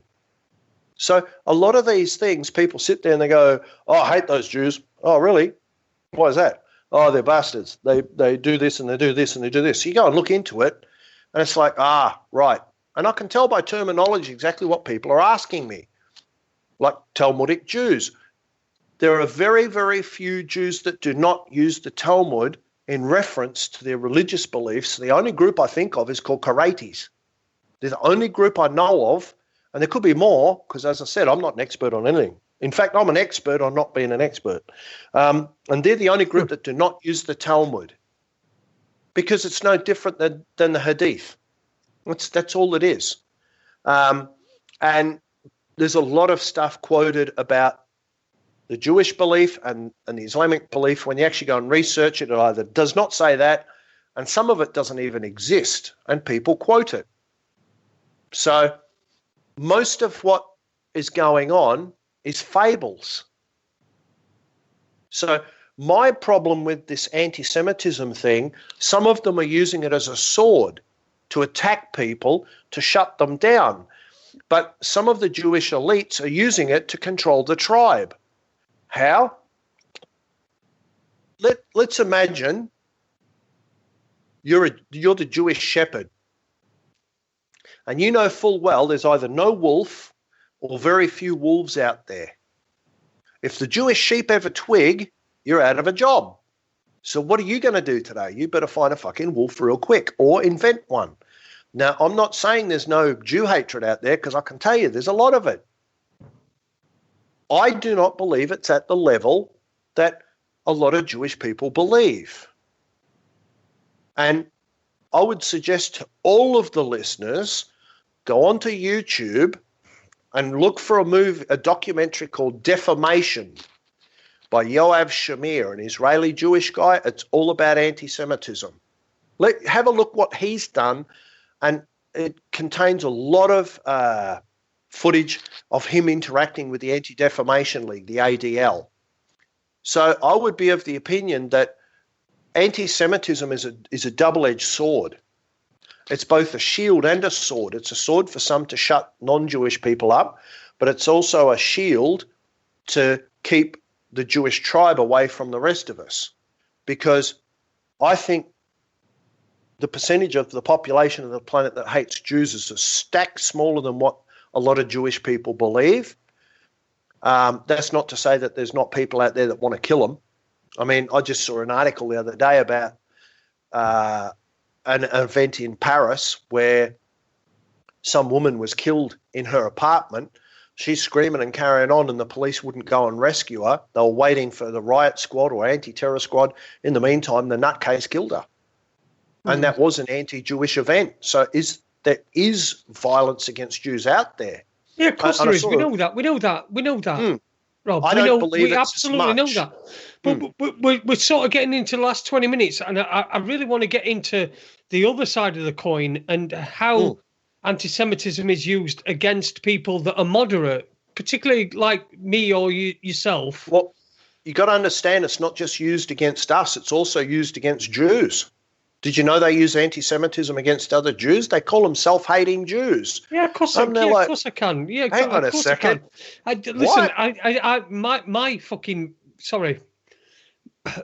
My thing is in psychology, and so I know that that's something that they will use against. They will make Jews self-hating. Some of my friends have been called that. Exactly. Some of my friends have been called that. And let's just think about this for a second. So a member of the tribe has said, I don't agree with this. Now, it doesn't matter what this is. Other members of the tribe don't like it, so they're a self-hating Jew. Now, I don't see how that could possibly hold water, because you got someone that doesn't agree with something, and so you say that they hate themselves or they hate their identity. How do you know? That's just stupid. But that's just what everything. Everyone's compartmentalized. If you say Yes. if you go from a certain position, and you have a certain view, you're going to be compartmentalized into other people that have that same view, and the other people might have more extreme views than you, but because you're in that compartment, you're lumped in with them. Yeah, and so I see this all of the time. You'll see someone who's Jewish and they'll say, I don't believe in the occupation of the West Bank. And you'll see some nut come in and go, you're a self-hating Jew. I'm like, what are you doing? Are you on drugs? No, you're dealing with someone who wants to shut the conversation down. And in my mind, That's just crazy behaviour. If you can't deal with someone and pull apart their arguments on their lack of merits or the merit of yours, just walk away. And it's like, I'm tired of all of this mind control bullshit. And Jews are people. They're people like us. Of course they are. They're part of the human family. I'm sick of them being abused, whether it's by non-Jews or their own people. And then you try and point something out to them, Rob, and they react. Rob, I've got to pull you up on that. I don't think people do pull Jews down. I think people do I think people point out that there's a lot of these bankers and stuff that are Jewish. Right? I'm not talking about that. No, I'm not talking about people talking like that. I'm just saying that I don't think that there are people that just simply say that all Jews are bad. I don't think there are people like that. I think there are people that... You're wrong. I'm telling you there are. I see them on Facebook every day. Every day you'll see something like... You'll see a discussion about Syria, and you'll see someone in there, fucking Jews, Hitler should have killed a lot of them. You're telling me that's not pulling Jews down? Well, I would do it. I would say that would pulling Jews down if I'd seen that myself, but I haven't. Yeah. No, but you're not involved in the sort of discussions I get involved with, because I'm into the Middle Eastern politics and cultures and stuff. Of course, yeah. I see it all of the time. And do you know who does it? Mainly Europeans. It's mainly Europeans doing it. And when I mean Europeans, that I mean like people of a white European background, which can be Americans, Australians, Canadians, all of those. So I'm talking about that group is mainly them. You'll also see Middle Eastern people doing it, or Muslims also doing it. I see the other side as well. I see, some of the hardcore Zionists talking shit about Muslims as well. Everybody's talking shit about everyone else. I don't know what it is they think they're achieving, but in general, when people just say, listen, I think George Soros is an asshole, that's not an anti-Semitic comment. If you said, hey, I think he's a Jewish asshole, that could be an anti-Semitic comment. It could be put in context of an anti-Semitic concept.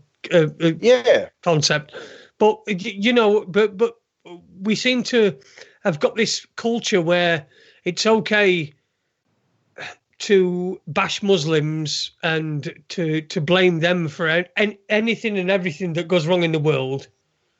But if you do it and say it's a Jewish person that did it, you're anti-Semitic. All you got to do is mention that person was Jewish. You don't have to mention that was part of the plan that they did. That they had was because they wanted the state of Israel to succeed, and they wanted all this stuff. But whenever, like Patrick has just put in the chat room, what about the Muslims getting the blame for all these false flag bullshit?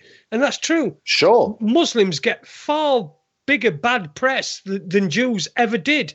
Yet the anti-Semitic argument... Disagree. Is, you know why? Because you're looking at the events of today.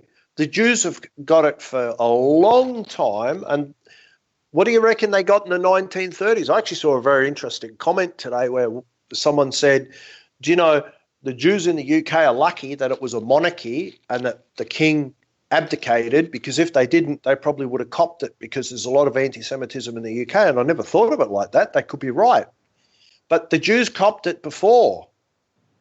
But Muslims are copying I it wasn't now. party to that. I wasn't party to that. You know, when you were saying that the Jews got the bad part, I'm not living through that. What I'm living through is every single thing is blamed on Muslims, right? Every single thing is blamed on Muslims. I know. And the mainstream media tell us that Islamophobia is wrong and we shouldn't be engaging in it. But the whole time they're telling us that, they're actually indoctrinating us to hate Muslims. Exactly. Whereas, why do you think that is? If you say anything, look at Ken Livingstone. But why do you think that is, though? Well, I don't. This is what I don't know. This is what I'm asking you for. I mean, you're the expert. Well, I'll on tell this. you. What I'll I'm tell saying, you. I'm telling you is what I'm seeing. What you're telling me is what you've read and you've learnt and all this sort of Yes. stuff. What I'm telling you is what I'm seeing. And Okay, I'll tell you Islamophobia why. is I'll tell you why. Islam is blamed for more things these days than Judaism will ever be blamed for. Well, they've been blamed for a lot over a period of time, but the reason they're doing it with the Muslims now, they're the enemy for the next war, the same as the Jews were the enemy for the next war in the 30s. The 1% that we were talking about they already know who the enemy is. They intend to fight the Zionists off the Muslims. That's where the next war's going. And where's the major conflict right now? Syria. What's right next to Syria? I see this, Rob. I see Israel. this. Listen, I see this, Rob, right? I see this. But what I'm going through, what I'm saying, right, is that what I'm seeing as a 47-year-old man is I've not seen, I've rarely seen any anti-Semitism, any proper anti-Semitism. Sure. Somebody who just goes out and says it's the Jews that did this. But what I do see is I see a lot of Islamophobia. Now, what I'm concerned about is that Judaism is it's like a protected religion or a culture.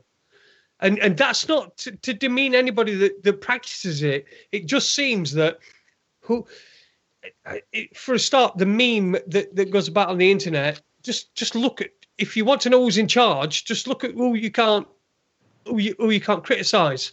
And that's Judaism. You cannot criticize Judaism. Yet you can absolutely condemn Islam, and you can call them the religion of hate and all that sort of thing. Whereas, sure, from where I'm standing, and listen, I'm not an expert on this. I'm just a layperson. Yeah. And when I see what Israel is doing to the Palestinian people, yes, I don't see that as Jewish people doing that to the Palestinian people. I see that as the state of Israel. But yet, if I see that as the state of Israel, I'm still targeted and called anti-Semitic. Of course you are. But see, what I'm trying to explain to you is this. The reason the Muslims are getting it right now is because they're the target. That's who the next war is against. What do you have to do before you can get the people to take up arms and go and kill them? You've got to dehumanize them. They dehumanized the Jews in the past, and it's their turn now. That's how it works. So if we don't dehumanize the Muslims, how are we going to convince everyone to go and kill them? Which is why the media are giving you conflicting things. You can't be Islamophobic. Did you hear about these Muslims over here? They did this and this and this. It's not the Jews' turn right now. It's their turn. That's why you're seeing it in this manner. And it's no different than what happened in the 20s and the 30s with Jews in Europe. It's exactly the same thing. The difference is the media is more organised, and it's in your home in a much more concentrated manner, and it's more organised. Otherwise, it's a bigger version of a smaller thing. Do you understand what I mean? It's a question of scale. It's the same tactic. Hang on. It's the same tactic against a different group to achieve the same end. Yeah, and I completely agree. I completely agree. But when you've got a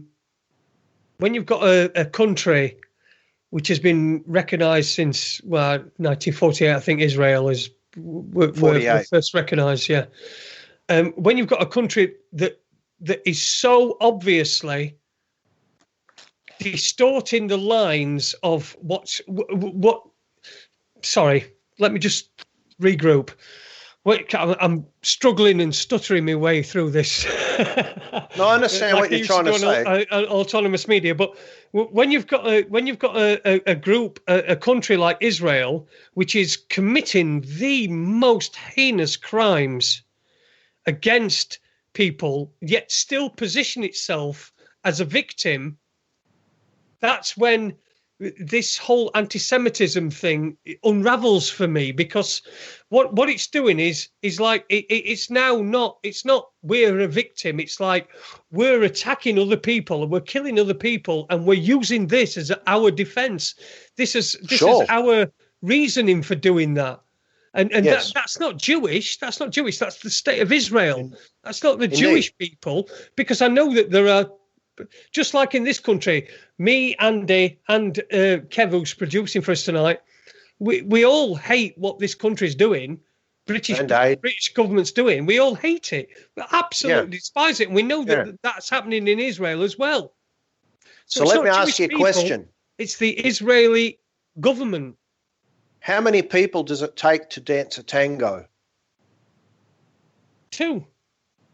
Right. So if the Muslims are 1, how can you dance a tango with an enemy but you don't have anyone to fight them? The Israelis are the other enemy, depending on which side you're on. It's Israel versus the Muslims. That's why there's never been peace there. It wasn't set up for that. Yeah, but what it is we've got Israel attacking Palestine.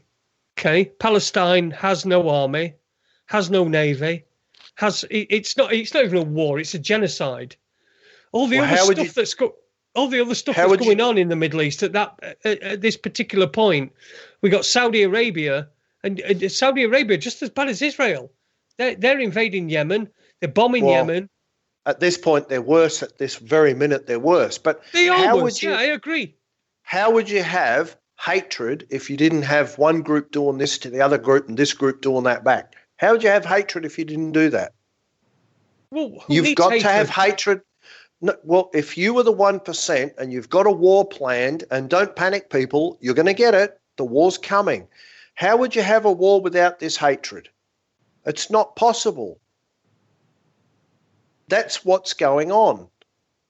But the hatred is being exacerbated by outside influences. Saudi Arabia has been sold weapons to bomb Yemen by Britain, right? So outside influences are saying, listen, give us some of your oil money and we'll give you some bombs and you can go and kick the shit out of one of your neighbours. That's not relevant to the Palestinian-Israeli thing yet. Well, it is because America are arming Israel. Israel's a shithole of a country. It's not got its own money. I wouldn't say. Well, it does have its own money. I wouldn't say it's a shithole. It's got quite a few things that it's actually very, very good at. It was second best in the world. It's all American. It's all being provided by America. It's not. They provide military aid. They were the second best in the. So hang on a second. The military aid. I'm trying to explain to you. They were second best in the world at irrigating desert for crops.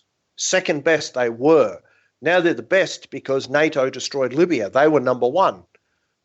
There's many things the Israelis are doing other than just military, but people in the West don't know. And they say, it's a shithole of a country. The standard of living is not the best, but it's definitely, I wouldn't call it a shithole. But you don't know enough about it, I know about its actions, though. I know about its actions. No, you don't. Its actions make it a shithole, right? No.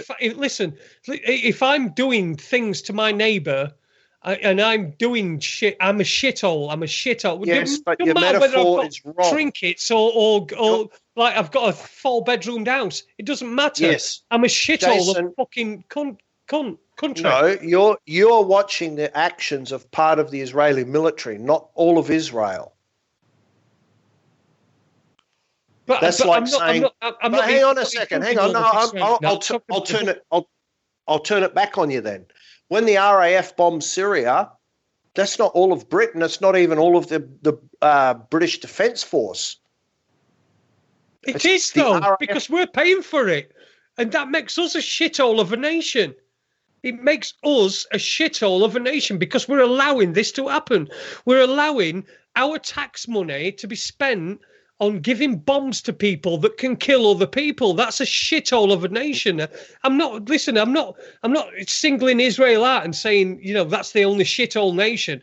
There's plenty of them. There's I didn't think America, you said that. There's France, there's Germany, there's UK, there's Israel. But I want to get Israel into that because Because what they're doing is they're doing the same thing that we are in Syria, only in Palestine, and they've been doing it for a number of years. What's one of the differences between the UK and Israel, though? Well, the UK's well, go on, you tell me. You're not being attacked. Israel's been attacked. Please don't tell me Israel's been attacked. For God's sake, I can't even remember the last time that I heard of an Israeli someone attacking Israel. I can't. I really can't. I can't remember the last time. Do you want to bet 50 quid? What? That I can't remember. Be very, very careful because I'm asking you a trick question. No, do you want to bet 50 quid that they are being attacked? And be very careful because I'm asking you a trick question. Listen, you know why? I know they're being attacked in the same way that a child throws stones back at a bloke. I'm not talking about stone throwers. This is half the problem. A lot of people are ignorant of what's going on. There's a tit for tat going on. Have you ever heard of a town in southern Israel called Sderot? Well, I'll tell you what, Rob. I'll tell you what. Hang on, no. You answer the question. If Palestine has the same army as Israel and the same arms as Israel, the same nukes as Israel, then I'll say that it's a war, but it's not. It's a genocide. No one's saying it's a war. Have you heard of a town called Sderot? No. See? It's about 500 meters from the edge of the Gaza Strip. Flying time for mortar bombs and rockets is 15 seconds. By the time you hear Cesar Adom, code red, the rockets are halfway to the town. You've got 7 seconds to get under cover. Half of the kids in Sderot have PTSD because they are being bombarded. It's not all of the time. They have been bombarded for decades. So why do you not stop? Why do you not stop? Because people are fucking stupid. Why? This is what I'm saying, Jason. There's no comparison between Palestine and Israel. You can't say Israel's been attacked by Palestine. It's stone throwing. I didn't say they're being attacked by Palestine, you cloth-eared nugget. I said they're being attacked. They are being rocketed. Now, if you were sitting in Sheffield and some fuckwit 30 k's away was firing rockets at you, would you give a shit what sort of army they have or you have? Or no. That's my fucking government. Why the fuck are these people that are next to us, that are supposed to be our neighbours, why the fuck have you made this so that they hate us so much that they're throwing fucking bombs at us? That's what I'd be asking. But the majority of people in Sderot have been getting rocketed for decades and they're pissed. And they want it to stop. What do you mean they've been getting rocketed for decades? Of course they've been getting rocketed. The people that are rocketing them have had the land nicked. They've had the houses nicked. Yes, they've had the children I'm not killed. getting into They've the merits had the wives raped. Don't tell me. Don't give me this Israeli bullshit crap. I'm not getting into the merits of who's right and who's wrong because I don't give a shit who's right and who's wrong. You know why? Because the Jews and the Arabs are there. Neither of them are going anywhere. Some idea that we'll push the Jews into the sea, that's not going to happen. The idea that we'll nuke the Arabs, that's not fucking happening. If people don't grow up and stop acting like little kids and share the fucking land, do you know what they'll do? They'll mutually annihilate each other. That's what they'll do. They won't mutually annihilate. No, hang on. How can Palestine annihilate? Can I finish? You tell me. No. Tell me. I'll finish what I'm saying first. Annihilate Israel. I'll finish what I'm saying first, Mr. Sheffield Wednesday shirt. Okay. So these guys have got to grow up. I'm not interested in the merit of who's right and who's wrong. It's not fucking year 7 here. These are adults, right? So it's a case of all I'm saying to you is it's not just stone throwers. There are rockets being fired. It's not just stones. And yes, they are unleashing artillery and bombs on Gaza. I'm not even trying to compare, well, he's got a 45 and this guy's got a chain gun. What I'm telling you is there's conflict there. It's about keeping the hatred burning until the war's ready. It's not about who's right and who's wrong. That's fucking totally irrelevant. Do you know why? When the actual war begins, no one cares who's right and who's wrong, because people fly the flag, play the national anthem, and say, "Go and kill the enemy," and it's on for fucking young and old. And I know that. I've served in the military, and you guys haven't. I know how they condition you, and this is what they've done. Except this time, they've conditioned two whole groups of people. So it's not going to end if they don't stop doing what they're doing. Remember the definition of insanity: doing the same thing repeatedly and expecting a different outcome. There's a group of people who don't want a different outcome. They want war. And they'll get it. That doesn't mean that we don't continue to try and generate peace. But it can only be done at the level that we're at, people to people, because the Palestinian authorities don't want peace, and neither does the Israeli authorities. They don't want peace either, because guess what? The shepherd needs a wolf out there, otherwise the flock don't need the shepherd. It's good business being in charge. Well, Rob, we've got to end the show tonight anyway. Thank you very much for joining us. And what a great discussion! And I'm just trying to play devil's advocate. I'm just trying to play devil's advocate with your dream or your worst nightmare. Should I call up Uncle Vlad and turn the airstrikes back?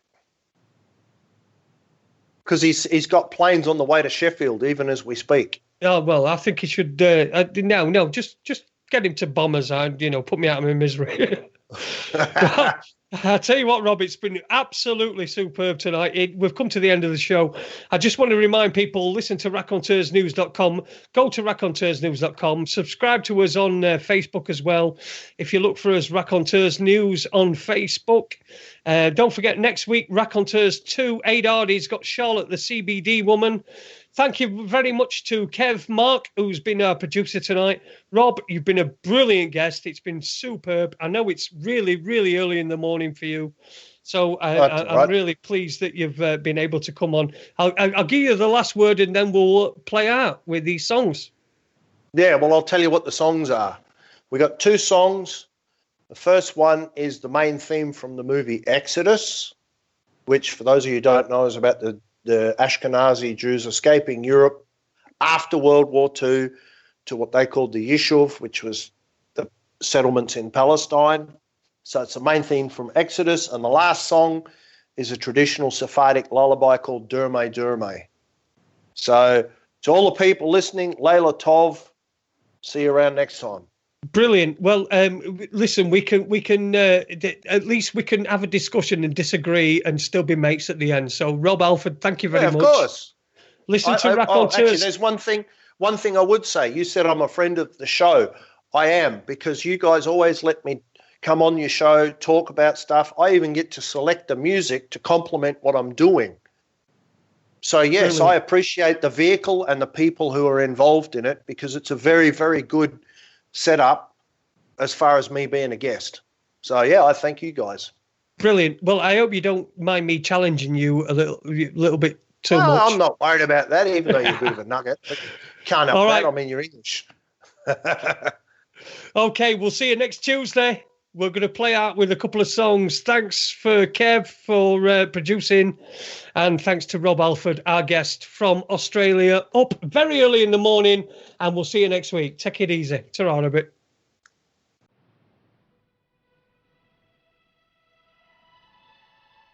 Are we playing the record? See you next Tuesday. Crash sign out there, Jason.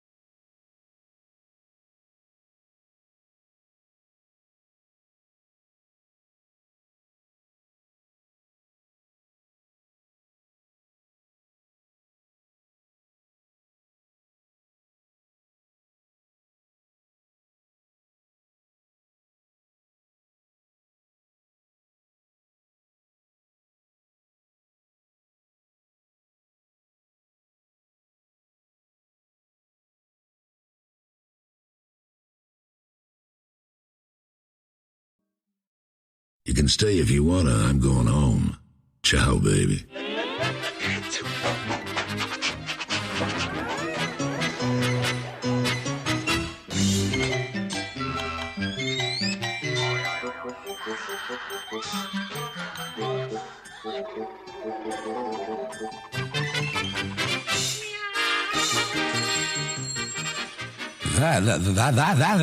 That's all, folks.